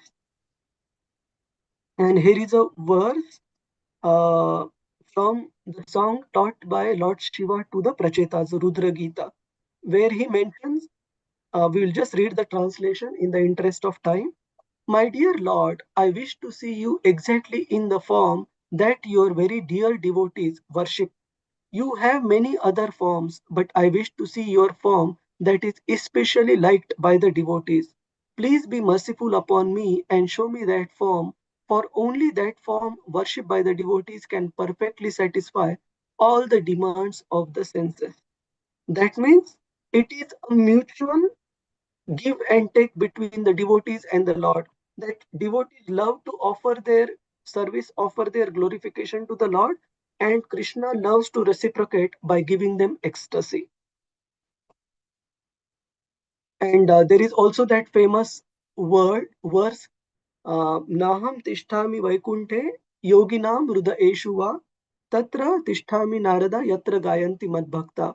That means Krishna is definitely present at the place where his devotees are glorifying him, not because of mentality of a materialistic person. Like say, for example, a materialistic person, or even in part we can say about ourselves, somebody glorifies us in heart of our heart, we do feel good, but that is not the way Krishna feels. Krishna feels happy with devotees glorifying him, because ultimately it would lead to their upliftment, their pleasure, their satisfaction. So Krishna is more happy when he sees devotees being benefited through his glorification, not because he himself is getting glorified. Is it clear, Prabhuji's, Mataji's? Hare Krishna. Prabhuji, Yes. everybody is very quiet. Yes. Yes, Clear. Prabhuji, it is Hmm? clear, Prabhuji. So we will see some examples from the scripture. There are many examples, but specifically we will see how different devotees of the Lord, they are always bothered about the higher purpose. Like we will see specifically the story of Bhrigu Muni. He wanting to check who is the supreme. All of you have heard this story, Prabhuji's, Mataji's. You are aware of this story? Bhrigu Muni testing various personalities to find out who is supreme. Yes, Prabhuji. Yes, Yeah, Prabhuji. yeah. Ajit Tiwari Prabhu, you want to just narrate it briefly? Then I mention. Yeah, Prabhuji. Bhrigu Muni wanted actually to test who is, among Brahma, Vishnu, and Mahesh, who is the superior. Mm-hmm. So he went to Brahmaji and, asked whether, who is supreme. So he said, I cannot answer that, it's not possible for me. Okay. So Similarly, Bhrigu he went Muni, to, yeah. So just slight modification. Bhrigu Muni went to Brahmaji and did not offer him respect, and Brahmaji apparently became upset. But he was upset, but he didn't express that anger, and he basically managed his temper. But Bhrigu Muni came to know that Brahmaji has become angry in his mind, just that he is not showing it externally. So that was an offense committed mentally by Bhrigu Muni, and Brahmaji became perturbed, disturbed to an extent. Then Bhrigu Muni went to Lord Shiva, and firstly, for Brahma, he had committed offense mentally just to test him.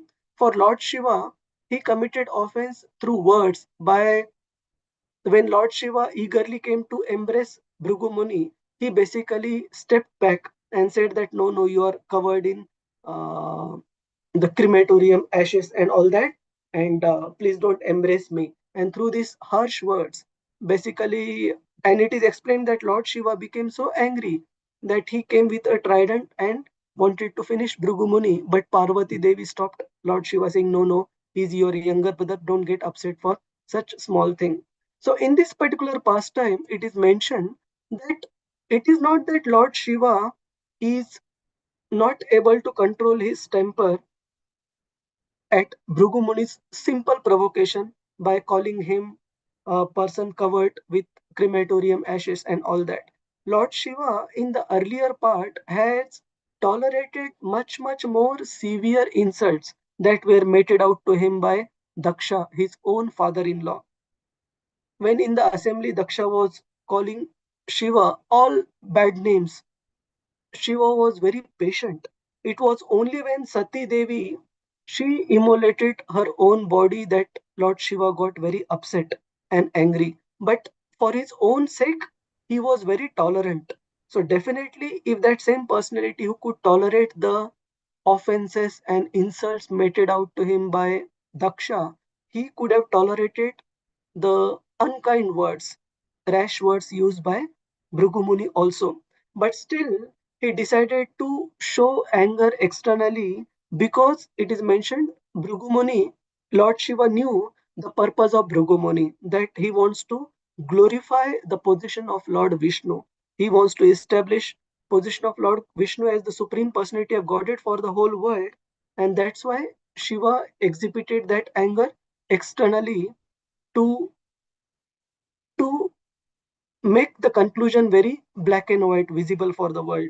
And subsequently, so mental offense for Brahma, verbal offense for Lord Shiva, and when Bhrigumani goes to Lord Vishnu, he kicks the chest of Lord Vishnu, who is lying down on the Anantashesh and resting. And Vishnu basically goes back to Bhrigumuni saying that I hope your legs are not hurt because of my iron like chest.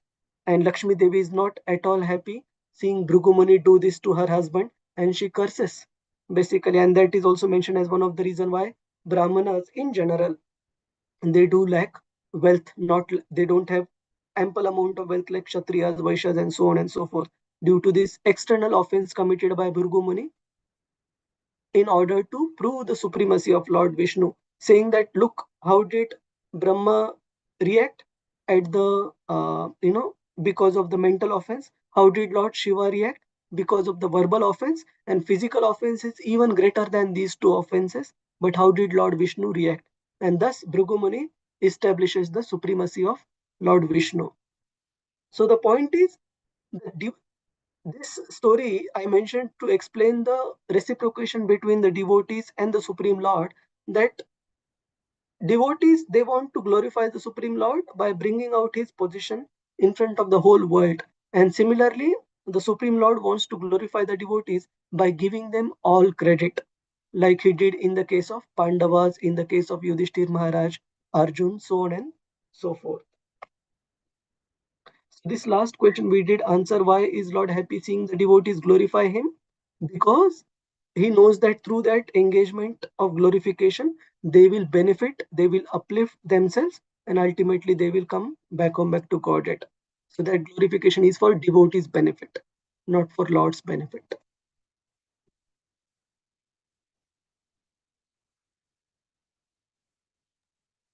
So maybe we will have this as the last verse. Only few verses are remaining, but I just don't want to rush through.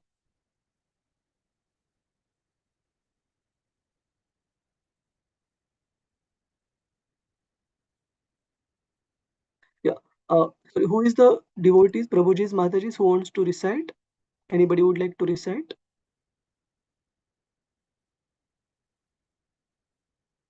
Hare Krishna. Lalita Vinodini Mataji. If no one is taking up, I'll take Prabhuji. Yes, Mataji, fine. Hare Krishna. Hare Krishna. Namo Bhagavate Vasudevaya. Mangalaya cha lokanam. Mangalaya cha lokanam. Kshemaya cha bhavaya cha. Kshemaya cha Ashte yadu kulam bodhav. Adyo ananta sakha puman. Adyo ananta sakha Yad bahudanda guptayam. Swapuryam yadavo architaha. Swapuryam yadavo architaha. Kridanti paramanandam. Kridanti paramanandam. Mahapaurushika iva.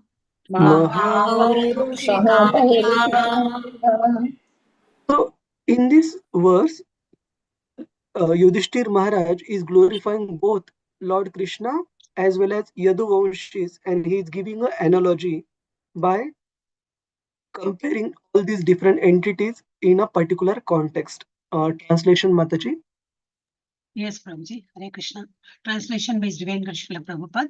Srila Prabhupada ki jai. The original personality of Godhead, the enjoyer, and Balarama, the primeval Lord Ananta, are staying in the ocean of the Yadu dynasty for the welfare, protection, and general progress of the entire universe. And the members of the Yadu dynasty, being protected by the arms of the Lord, are enjoying life like the residents of the spiritual sky.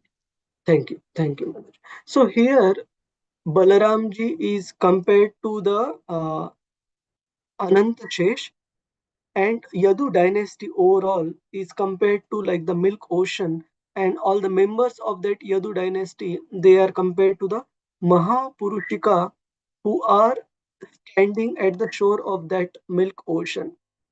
Kridanti Paramanandam Mahapurushika Iva, and they are deriving great pleasure by engaging in various Kridanti, in various pastimes with the Lord, and Lord Krishna himself is compared to the Shirodaksha Vishnu who is lying on the Ananta Shesh. So through this interaction, the devotees are enjoying in a great manner, and Lord Krishna is also enjoying. So hang on now.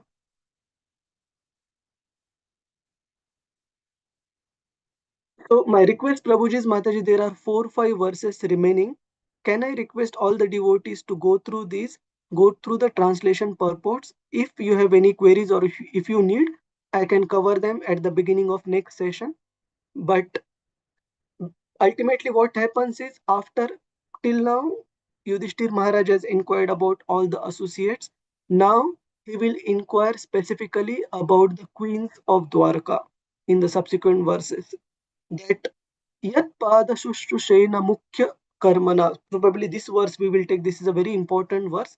And then I request you to go through remaining 3-4 verses. Last verse of this particular chapter, Yudhishthir Maharaj inquires Arjuna, or is it that Supreme Lord Krishna has left all of us? Have we become bereft of his association?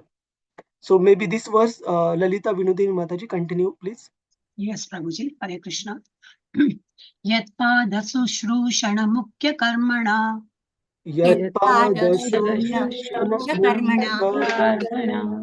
Satyadayodvya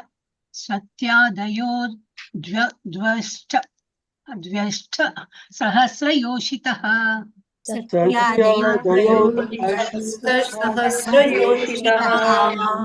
Nirjitya sankhe tridashams tadashisho.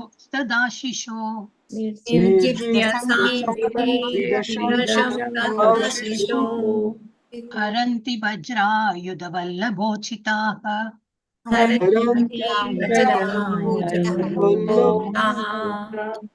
So here Yudhishthir Maharaj is glorifying the queens of Dwarka, queens of Lord Krishna. 1 second. Vajra Ayudha, yes. So specifically, he is glorifying them by saying their most prominent service or activity. What was it?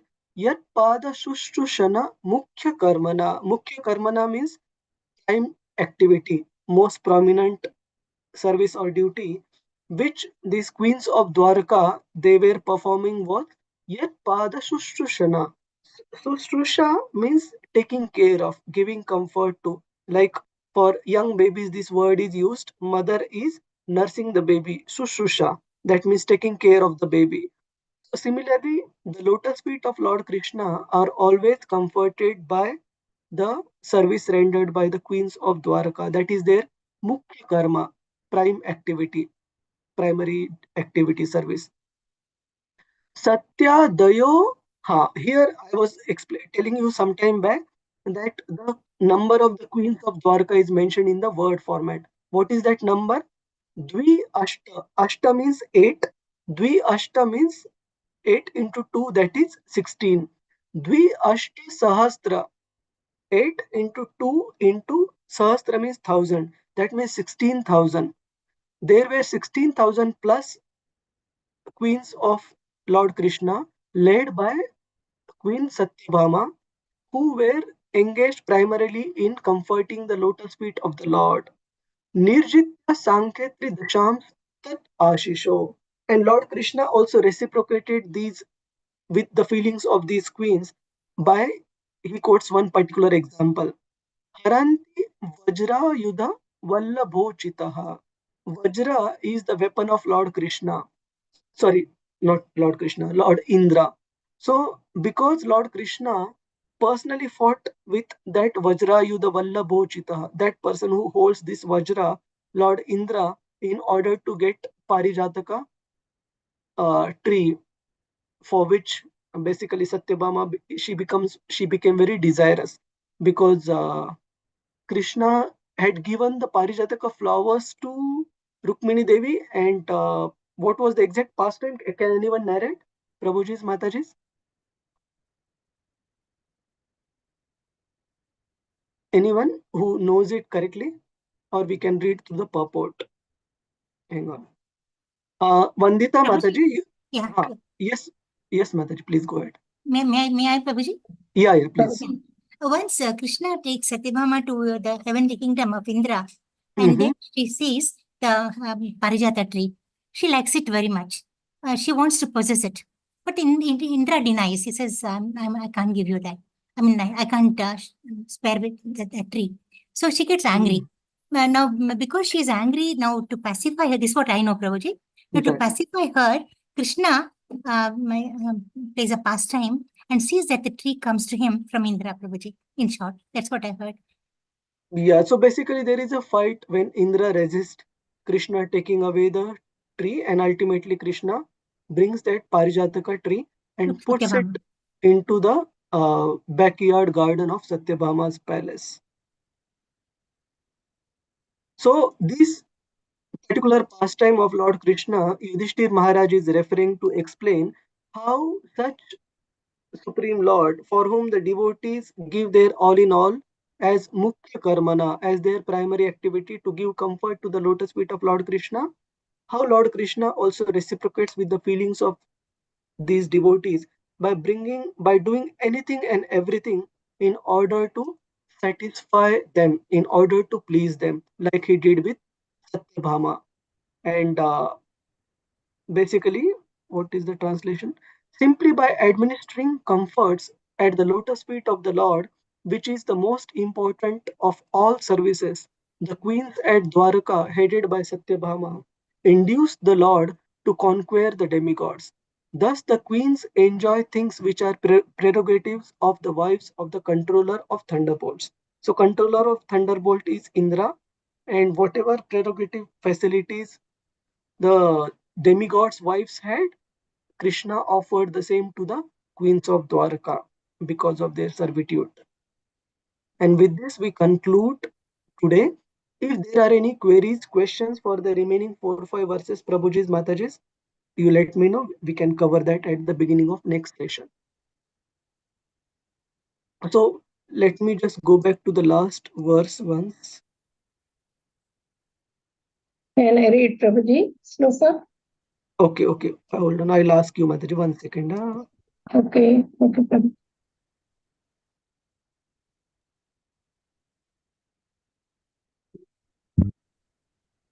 Yeah, so basically there are multiple questions that Yudhishthir Maharaj puts to Arjuna, that have you not been able to discharge your duty as a Kshatriya, protect a woman or anything, you fell short in your deliverance of your duty, discharging your duty. What happened? Why you are so dejected? And finally, in text 44, yes, this is the verse. Maybe we'll have it as the last final verse for today. Vandita Mataji, you can recite text 44.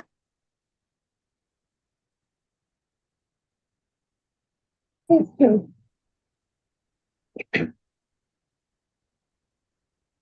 Kachit preshtatamenadha hridayena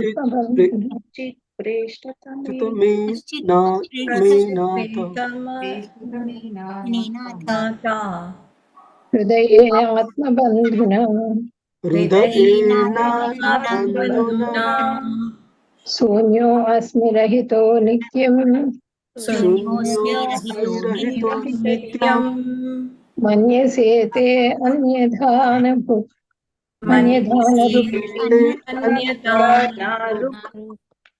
Translation. Hare Krishna. Hmm?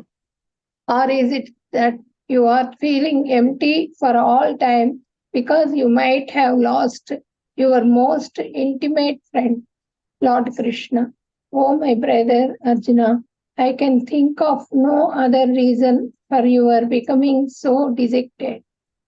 Yes. So here finally Yudhishthir Maharaj has put forth his worst possible fear if Lord Krishna has already left this world. So I'll quickly read through the purport.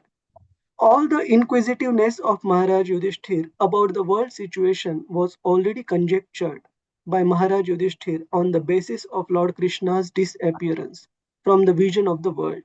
And this was now disclosed by him because of the acute dejection of Arjun, which could not have been possible otherwise.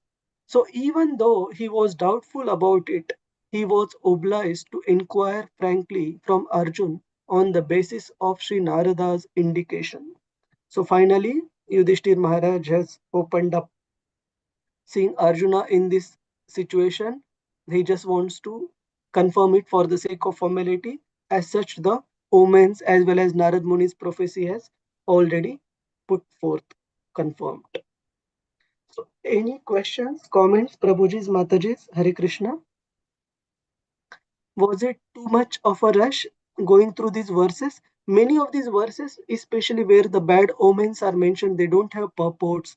So, not much to discuss there, but we did definitely skip some of the verses which have got purport, the ending ones. So, you go through them, and if there is any specific item, we can cover them in the next session. Hare Krishna, P.S. Murthy Prabhuji. Yes, Prabhuji. I need some more time to finish the exam. Yes, Number yes. one. Prabhu, I just wanted to bring to your notice that last time you had sent a PowerPoint for the recitation verses, yes, which includes only chapter 13. So could you please send the chapter 14 afterwards? Whatever are the verses that have to be recited. Okay. You mean the spreadsheet that I had shared on the group, is it? You had shared a PowerPoint. PowerPoint. And Okay. Got it. Okay. Not, I could not open the thing on my mobile phone, so I had to get it, workable on the phone. So please send something which we can open cell phone also. Okay, Prabhuji, I'll do that. 14 onwards. And Prabhu, one small question that I have is, Bhakti Shastras. By Bhakti Shastra word, do you mean only 4 texts that we have gone through in Bhakti Shastri? The nectar in which instruction. In which Bhagavad context? Gita. Yeah. In which context are you asking this, Prabhuji? 14th in the, I think there are 4 questions in the closed book question answers for this chapter, 14th chapter. Okay. So it says that refer to the Bhakti Shastras. You let me take a look at the questions and then confirm, Prabhuji. Okay. Let me take a look. Yeah. Okay. Last thing I want. I mean, every chapter that you have taken has been a tremendous input, and we have really gained this. But particularly chapter 13, when I went through chapter 13 for this exam in detail, I really learned, Prabhu, this was the chapter which opened my eyes in lots of ways. This was a tremendous input on the devotion side and also on the renunciation side. So thank you very much for that. Thank you for sharing this, Prabhuji. Hare Krishna, Srila Prabhupada ki jai. So now let me stop the recording first. Hang on. Sarangini Mataji, are you able to stop the recording? Where is the button? You are the host. Only you can stop it.